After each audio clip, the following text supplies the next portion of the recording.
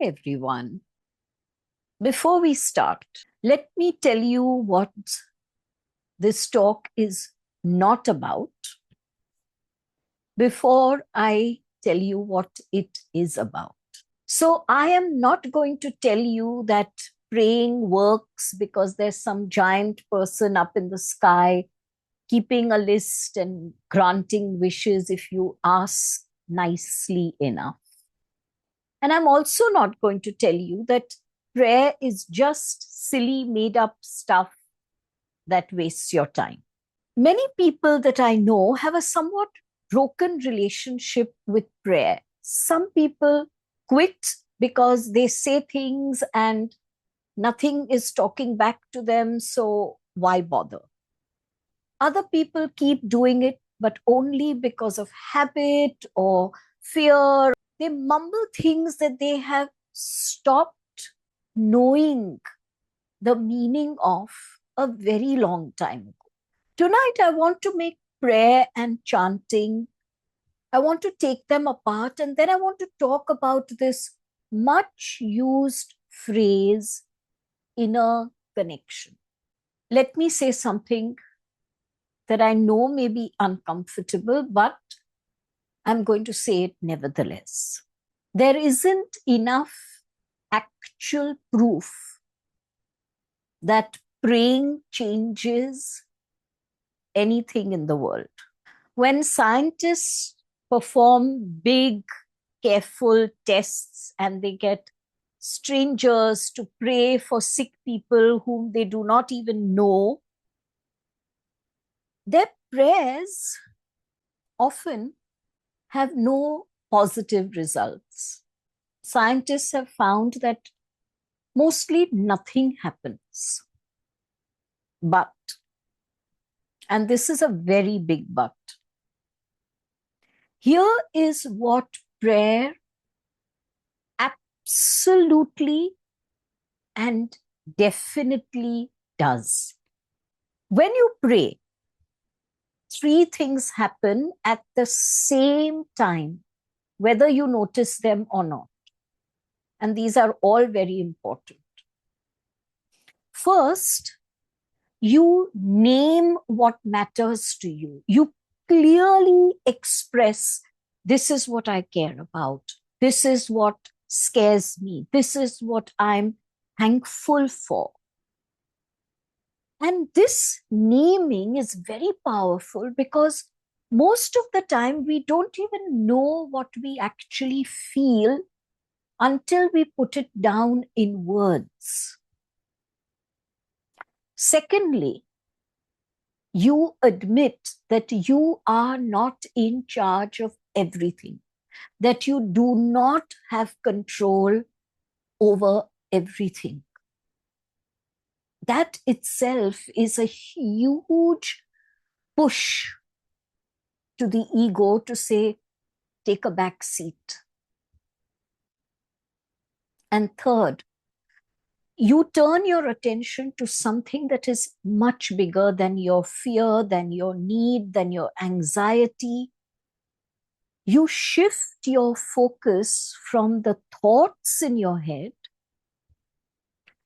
and turn your attention to energies that are far larger and far more powerful than you.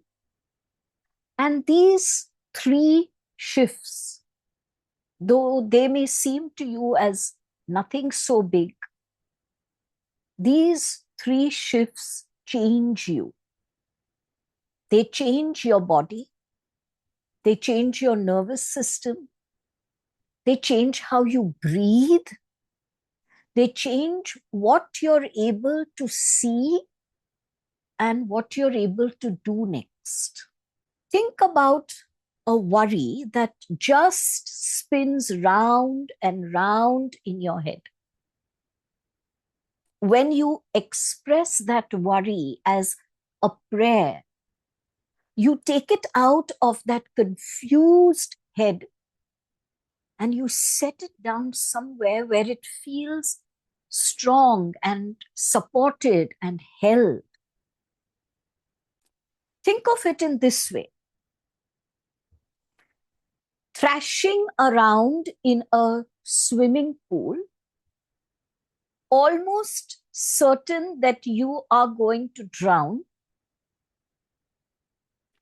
and then finding out that your feet can very easily touch the bottom and you can actually stand. Same water, same person, completely different feeling. So here's what I believe. And of course, you can completely disagree with me. The value of prayer for me does not depend on who or what I believe is at the other end. Because the truth is, none of us really know what's on the other end. We don't know for sure. We don't have any proof. Now, you may call this person or this entity or this energy at the other end as God or whatever other name you're comfortable with. But your mind is constantly questioning, are you really sure? But we all know that prayer clearly works.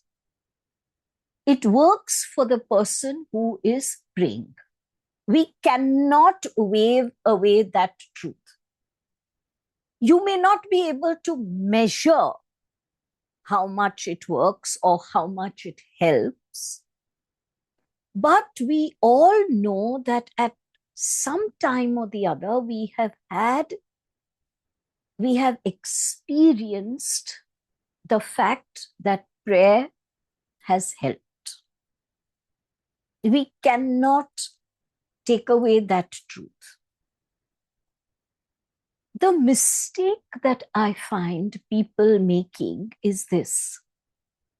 Many people, and I did the same too at a point in time, they pray in order to change something.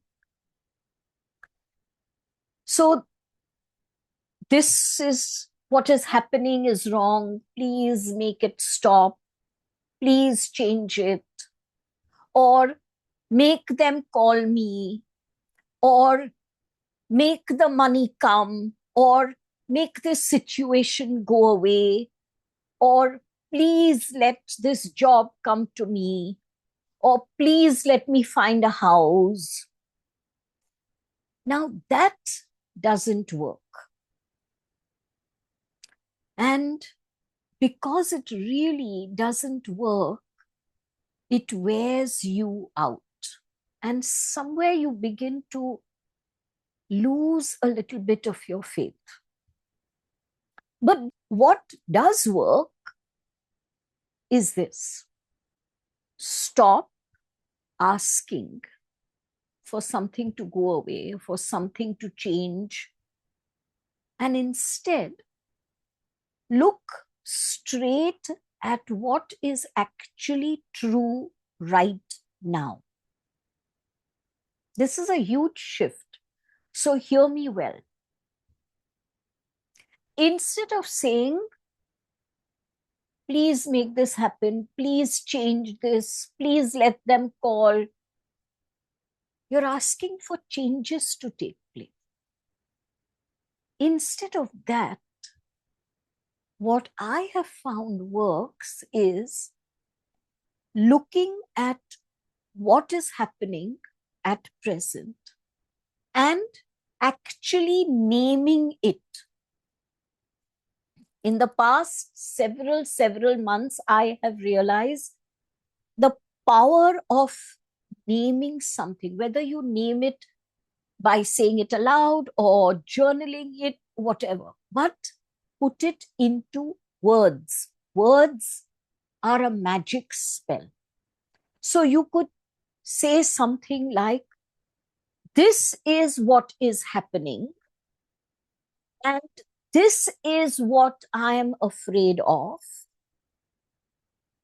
So you're actually seeing it very clearly. And then you're saying, okay, this is the situation. So start your prayer by actually defining the situation. And not only that, defining what you are feeling. So the situation is that I have gone for an interview and they have not yet gotten back to me telling me that I have the job or not. I am feeling very anxious and worried whether I'll get the job or not. So you name the situation and you name what you're feeling. And then that's not where you end. After that, your prayer is, what can I do here? That is the prayer that shall work. That is the prayer that I have found works for me. What can I do here? So you see, I am taking over the responsibility, but I am doing it with full faith that there is a something larger than me that shall in some way or the other guide me to take that next step that will be the right step for me. So you say what is happening, you name the feeling, and then you ask, what can I actually do here? Not what can I do to change it. No, we are not asking anything to be changed. And why am I stressing on that? Your mind and my mind are very, very limited in their awareness when we compare it to the divine mind. That which we may be tempted to change may actually be what, in hindsight, we may see 5 years down the line is the best thing that could happen to us right now.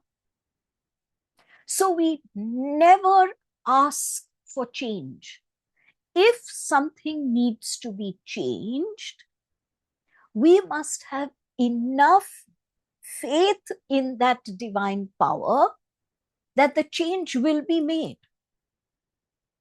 That change cannot be my responsibility because I don't have the ability to make that change. That ability to change something, if the change is right for me, is in the realm of an energy that is far more immense than my own. So what I do is I ask, what can I do here just now? Now, the difference in these two prayers is very significant. You are not praying to escape anything. You are not praying to change anything. You are praying in order to become aware. You are praying in order to understand what you can do about what is the real situation at present. And you are not trying to run away from the situation. You are not trying to convince yourself that this situation doesn't exist. You are acknowledging the truth of the situation, good, bad, and ugly. When you acknowledge the truth of that situation and you sit with the reality of the moment, you acknowledge a very important fact that you cannot change what you choose to escape from. If you are looking for a better next moment, what is important is to first acknowledge the current moment, to live in this moment first, to see the full reality of this moment, including, and that is something I am amazed that so many people find so uncomfortable, including your role in the current situation. So if there is a conflict with someone, name the conflict, name your feeling, but also be very honest and name your real role in it. Because understand one thing, you may try to convince yourself, but if you do not come from a place of truth, there is no prayer. Nothing will work.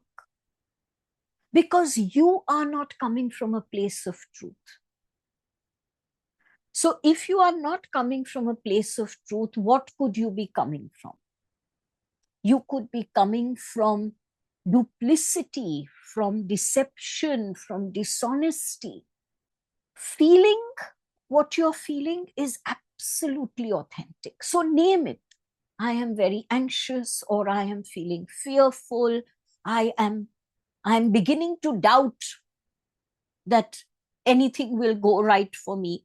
Whatever is the current fear, whatever is the current emotion, whatever are your current thoughts, name them. Prayer is a talk. Prayer is not a begging. Prayer is not a pleading. Prayer is a statement. So remember, if you try and escape anything, you cannot change it. Your escapism becomes your greatest obstruction in the path of your prayer. Now let's look at chanting, which we all know is a repetition of a sound or a word or a phrase, but more often just a sound, and a repetition of that over and over and over again out loud. Chanting is effective, is most effective when it is out loud. It's not possible at all times to be out loud. Whisper it to yourself. But what I have noticed is, if there are a few people who, when they chant within the mind,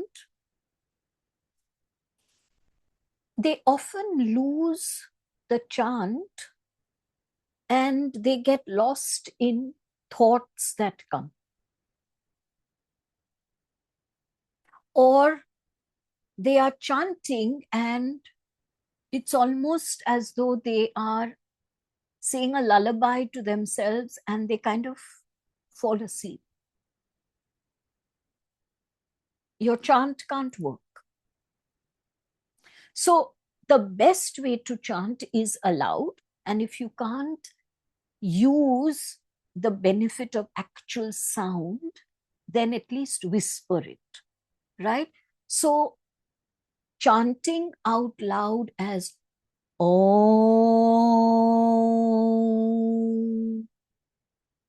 is far more effective than, which is also far more effective than, because very soon my thoughts will take over. One fact that I find very interesting is this: whether we look at the Hindu culture or the Christian culture or the Buddhist monks or the Sufi mystics or the shamans, they have all somehow repeated sounds out loud together, not words, sounds. Every culture has their own unique sound, but they have used the sound to chant together. And the strength of a chant that is done collectively is something entirely different. When different cultures over different timelines in different places, very distant from each other, follow the same or very similar practices, that is a very big clue to us that there is something mystical, something powerful in this that is beyond the human mind. And chanting is one of those mystical practices. Cultures from different places, cultures over different timelines have chanted. And those sounds may not be the same, but the practice of chanting remains very similar. What does chanting do? Let's start with your body, because we all know by now how important our body is as we desire to spiritually evolve. So let's see what chanting does for our body.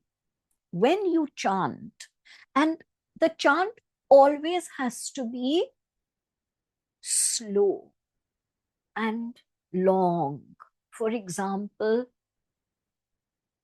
oh,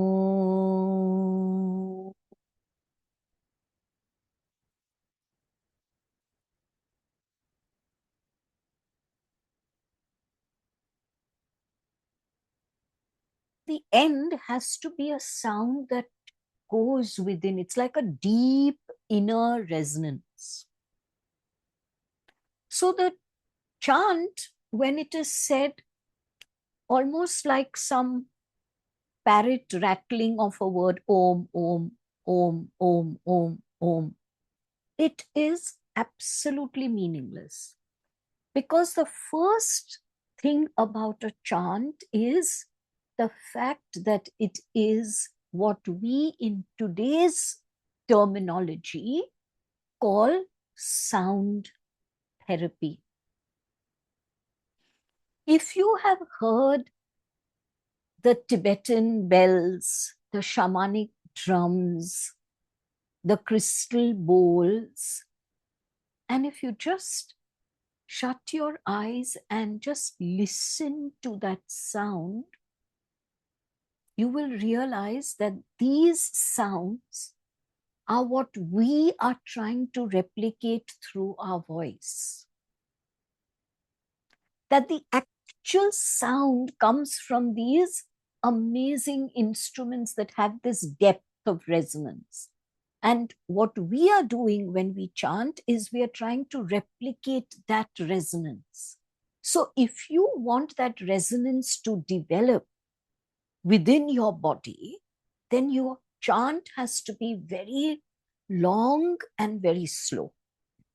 So you actually force yourself to breathe very slowly.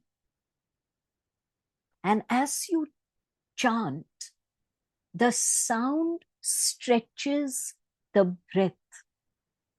And this is where the chant becomes very significant, the slowing down of the breath. When you take a very long, slow breath, it's almost as though you flip a switch in your body that calms you down. And that is not magic. It's just how your body is wired. In the army, when soldiers are fighting at the front or very close to the front, their stress levels are so high that they are unable to sleep. But they know that if they don't sleep, even in short snatches, their body will not be able to function. So they are taught a way of breathing where they breathe in to a certain count, let us say a count of 4, but they breathe out to a count of 8 or even maybe even longer. And when they do that, when the breath is released slowly, the parasympathetic nervous system of the body gets the message, rest. It's amazing, but it is an actually proven scientific fact. Of course, science has proven it in the recent past. Our yogic texts and Chinese medicine and all of that knew it thousands of years ago. So when we chant slowly, our breath travels with that sound and it stretches. And as our breath is slowing down, parasympathetic nervous system is told, rest. So what you are doing really is you are actually using the power of your own voice to shift the sympathetic nervous system, which gives you the fight or flight response. The sympathetic nervous system is responsible for your reaction or response to the stress. But when we breathe long, we use the power of our voice to shift from the sympathetic nervous system to the parasympathetic nervous system, which brings to us calm, serenity, peace.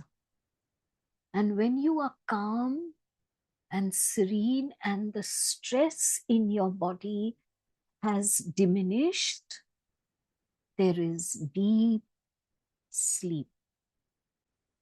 Try this on days when you can't relax. And try this on those nights when you can't sleep. Another thing that the science of energy has now found is that when we chant together as a collective, something quite cool begins to happen. They have found that everyone's breath somehow in a few moments begins to align to each other. the heartbeats actually begin to follow one common rhythm. Isn't that amazing? The bodies actually begin to function as one body. Talk about unity. I mean, this is an example that you cannot turn away from. So when people say that they feel very connected after they have chanted together, they're not imagining it, because that connection is so real. It's real down to the very heartbeat. And that is not the only significance, because when you repeat a sound enough times, now this is amazing. So listen to it. When you repeat a sound enough times, something very strange begins to happen. And even if it is a word that you are saying, and not just a sound, even if it is a word that you are chanting, if you say it enough times, the meaning falls off. And why is that important? When there is no meaning to focus upon, the mental chatter begins to quiet. So your body is at rest and your mind is at rest. And what happens in that moment when your body is at rest and your mind is at rest? That is the moment when awareness awakens. That is the moment when the soft whisper of your intuition is heard by you. That is when you know what to do next. Whether you are chanting Om or you're chanting the Bij sounds of the chakric system, take one sound, and it's really not important what the sound is. Take one sound that just appeals to you, or one word that appeals to you, or one phrase that appeals to you. Chant it for long enough till there is no meaning. And you will find that the mind has quieted, the thoughts have disappeared. For someone who is chanting for the first time or has not been chanting for many months or many years, this may actually take up to 20 or 25 minutes. But you know what people do is they chant for 2 minutes, 3 minutes, 4 minutes, 5 minutes, and your mind is still active and nothing's really happening. And because your thoughts are racing, the stress is still very strong in the body. So neither the body nor the mind is quiet. So you may have chanted for 5 minutes and you say, but nothing's happening. And then you say, I don't think chanting is for me. It doesn't work for me. That is such a false statement, because chanting works for anyone who truly commits to chanting.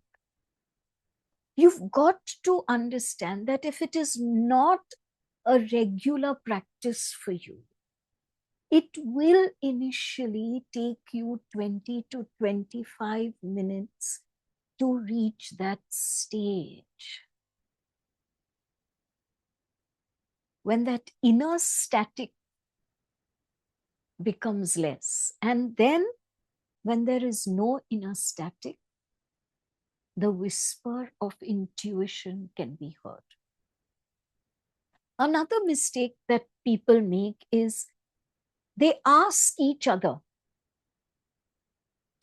how long do you chant for? How long should I chant for? Oh, you chant this? Then I'll also chant this. But how long?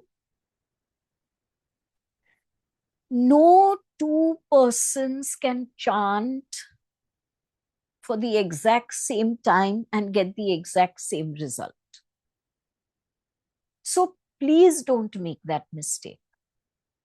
Your body and your mind will respond in a very unique way. And in fact, you may get very disheartened if that person who may be a regular chanter says, oh, 5 minutes. And you chant for 5 minutes and nothing happens to you and you feel very disappointed, and you may also feel, I think something's wrong with me. You do you. Don't compare yourself with anyone else. So what is this? What is this inner connection that everyone talks about? Through most parts of the day, there are two yous functioning. There is a you that is living, doing things, talking, deciding, taking decisions, doing some work, reacting. Basically, the you that is getting through the day. And then there is another you, a you that you're not very conscious of, but who is always present. And that is the you that is watching the first you. And as it's watching the first you, it's saying, wrong move. Oh, that was a very unkind thing that you said. You're a very unforgiving person. Really? Is that the truth, or were you making it up? So this second you is constantly watching the first you and constantly passing judgment. But when you are immersed in some kind of sacred activity, whether it's prayer, in the way that I have shared what prayer is, whether it's chanting, whether it's meditation, whether it's just sitting quietly with your breath. But if you are fully immersed in that activity, something beautiful happens. The two yous join. And that is inner connection. Inner connection is not what people make it to be about connecting with the divine. That connection can happen only if this connection has already taken place. If the two yous can come together. And that is what JadeFire constantly calls live your meditation. Don't do a meditation. And he tells me constantly, live your meditation, which means whatever activity you are involved in, whether it is talking to you, whether it is baking, whether it is taking care of the renovations in the house, whether it is taking my pet to the vet, be completely immersed in that activity. Make that activity the most sacred living in the moment activity. And when you're fully immersed in any activity, it becomes automatically a sacred activity, and the two U's merge. And that is inner connection. And that inner connection that I may achieve when I am baking, let us say, or when I am creating some content for my social media, let us say, that inner connection that I attain in that moment of oneness, I am then able to carry it forward.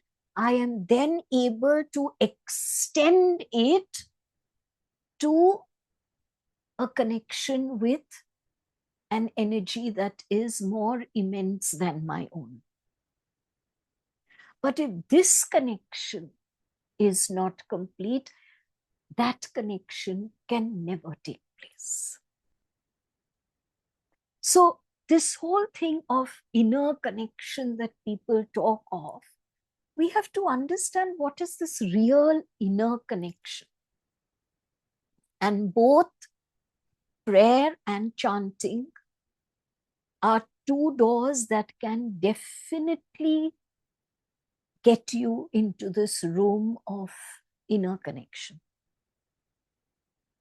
Prayer will get you there by ensuring that your attention is turned away from your anxiety, your need, your greed, and that you're focusing on something bigger.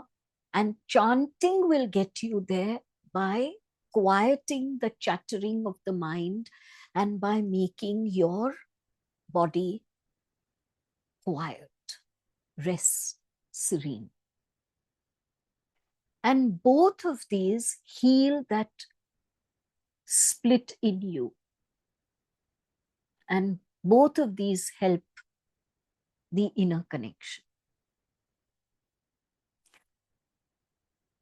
But there is a truth that is a very uncomfortable truth.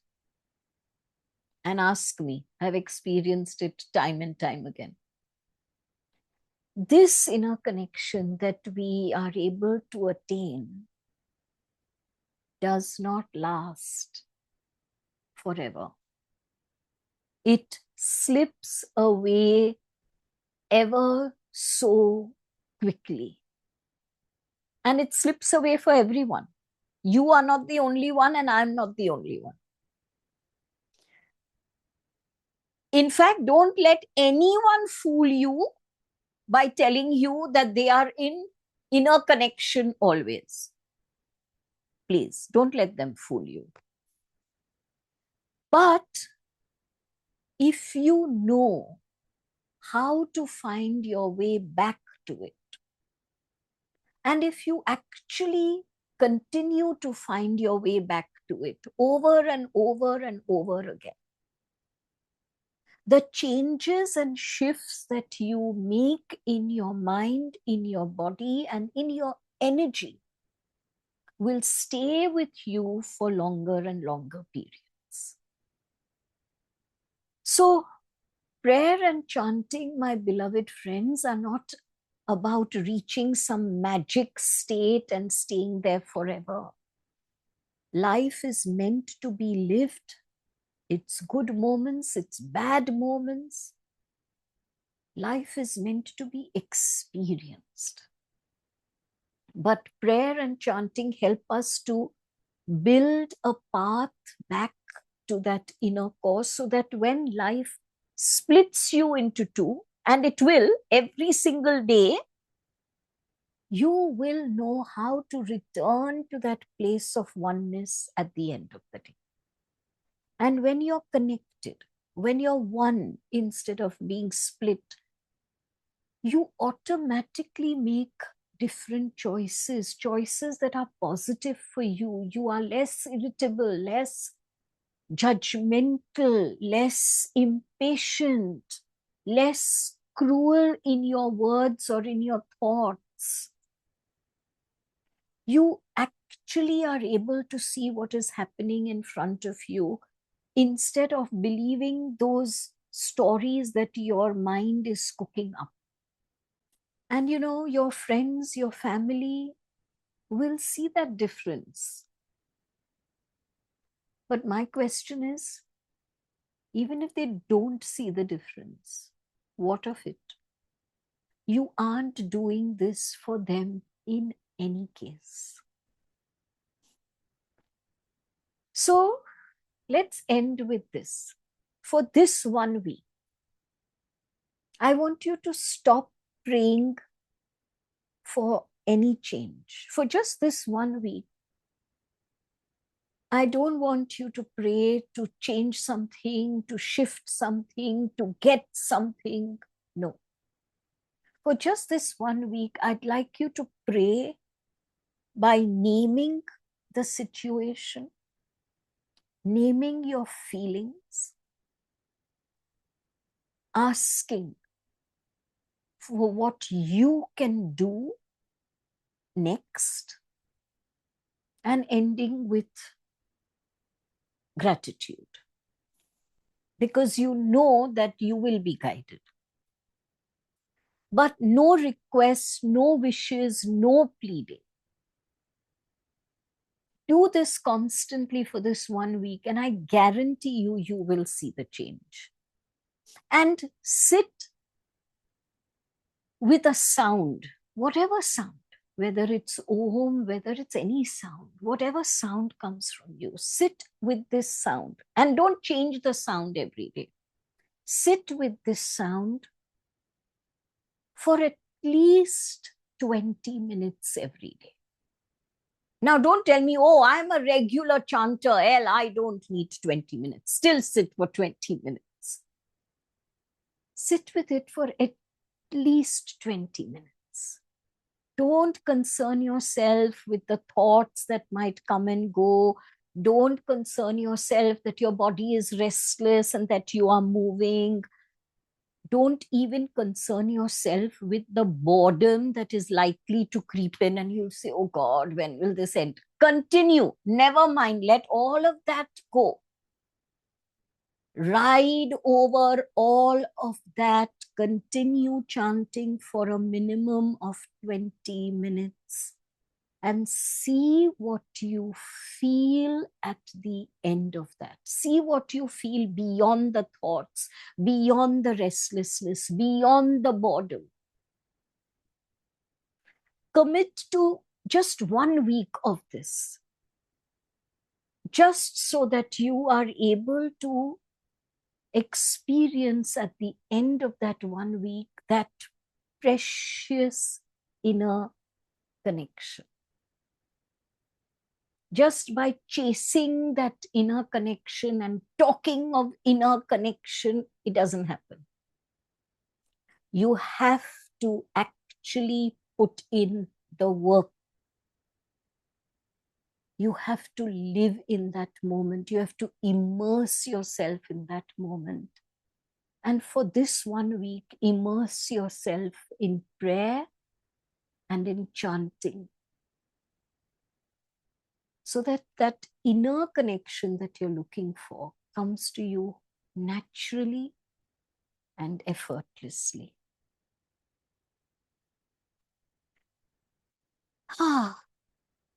And there, thank you, Anita. Thank you. Thank you so much, Anita. Thank you. Truly value your appreciation. Thank you. Is there anything anyone would like to ask? Because I know that sometimes my interpretation and definition of prayer and the chanting practice sometimes takes a few people by surprise because it's so different. I wanted to ask you. Yes, absolutely. Ellaeenah, Yes. see, you said that name it. Okay. Name the feelings. No, Now, name the situation, Binoxi. okay. But then there are too much curbed emotions, hurt, betrayal. So how can you name one? Thank you, Binoxi. Thank you for that question. It is such an important question. And thank you for being so honest. And this is exactly what prayer is. Binoxi, let us say there is an unpleasant situation in the past, in the present, wherever it could be 30 years ago, right? But you want to be rid of it, let us assume. State that situation. See, Binoxi, there is no one who is saying, pray in 5 minutes, pray in 2 minutes. You have your time, right? So name that situation really. And then your question. Please name the emotions, all those emotions that you have suppressed within, that you have not allowed yourself to voice. I feel scared, I feel anxious, I am upset, I am jealous, I get angry sometimes, I'm very resentful at other times. This makes me so bitter, this makes me hesitate. All the emotions, name them, Binoxi. But literally, there are like butterflies in the stomach. So I know. you can't name it. That is what. Binoxi, that is those butterflies in the stomach that you can't name, sweetheart, are because you have become so used to years and years and years of not acknowledging those emotions. So if every day you even get one, forget about the others, you haven't been able to recognize the others, never mind. One is enough. One. Start with that. Okay. Thank you, Sujata. Thank you so much for your kind words. Anyone else wants to ask anything? Yes, Al. Yes, Yogita. So when we do, like for example, if we're doing any kind of Ho'oponopono chant, Yes, where the yes, statements are going on in yes. it's there are four statements. You keep saying it with Yep. that intention, but that is not always loud. Like we're so used to saying it internally. Yep. But if you are doing it as a chant, as an actual chanting practice, if you're not just doing it as your Ho'oponopono practice, if you are using, so when I am doing the Ho'oponopono as a chanting practice, I do not say the four statements. Then I chant out only Ho'oponopono. The word Just the Ho'oponopono. word. Okay. Just the word. And I just keep chanting that. I do not bother about the sentences at all. So more and more and more, my way of doing Ho'oponopono, even though I have to be very honest, I teach the correct method. Correct. There's no correct or no, I teach the four sentences, which it is my responsibility as a Ho'oponopono practitioner to do. Yeah. But for my own personal practice, as a chanting, I sit with the Ho'oponopono, which I chant on a very daily basis. Yeah. The Om, which I chant on a very, very daily basis, and the Om Namah Shivaya, which I chant on a very daily basis. And these three have become my three pillars through the day. Correct. So, but is there a situational thing, like a, I feel like the Ho'oponopono applies to things, and the Om and the Om Namah Shivaya, not absolutely, up or down. You're absolutely right, Jokes. So, in moments when I find I am being reactive or I am judging someone, my Ho'oponopono chant. That's, yeah. When I, Which is then it's- a very internal thing, right? yes, Yeah. when I want when I'm feeling anxious, and those moments come in the days, right? For any Yeah. reason, I'm feeling a little anxious. Om Namah Shivaya. I just find that it strengthens me immediately. Right. For just absolutely no reason but to be. To not do anything, to not change anything, to not shift anything, just to be. Is the Om.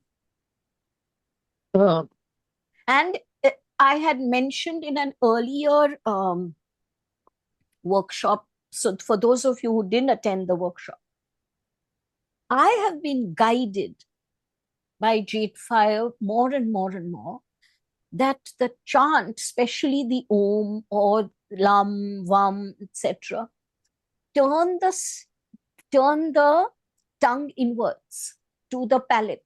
It's Om.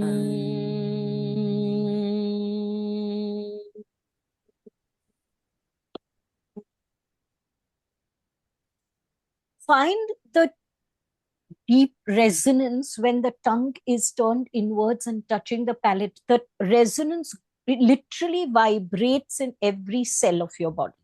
Correct. So to add to that, like I'll be, because you were talking about the science and catching up, etc.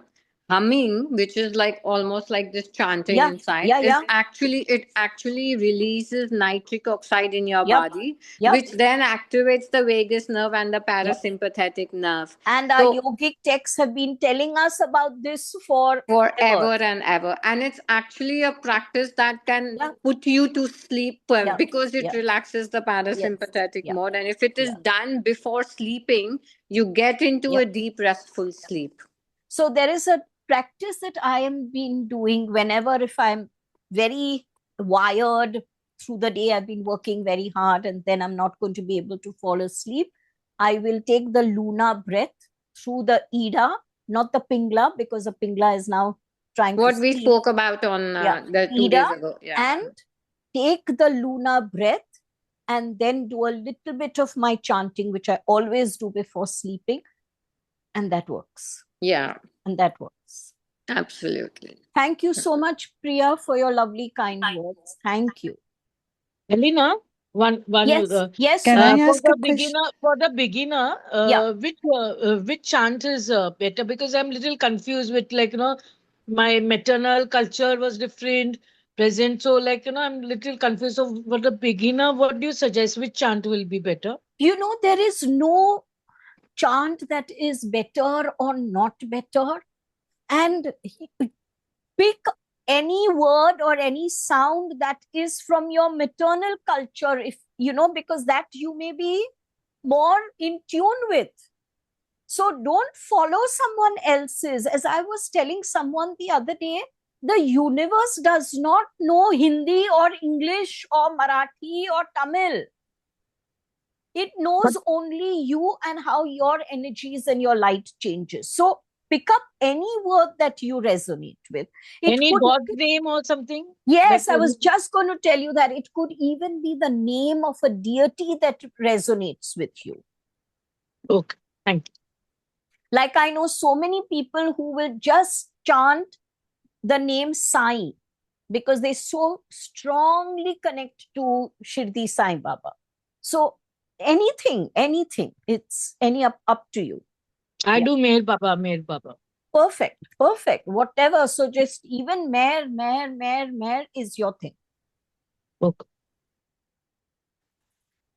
Anyone else? Ellaeenah, yes, question. Yeah. So I understand that you asked us to pray, say the situation, put them, and then also do the chanting that for 20-25 minutes. You can do that in a different part of the day. You can do both of them. Absolutely.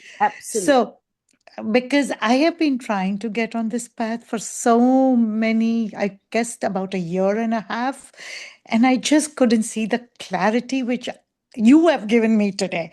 Where I have been doing my chanting, I've been doing, but I'm just not getting clarity. I've been working on something very challenging for me, and it has become I've become very overwhelmed. Okay. And I wanted to ground myself. So I've been trying to do this. And today, what you have shown is just amazing.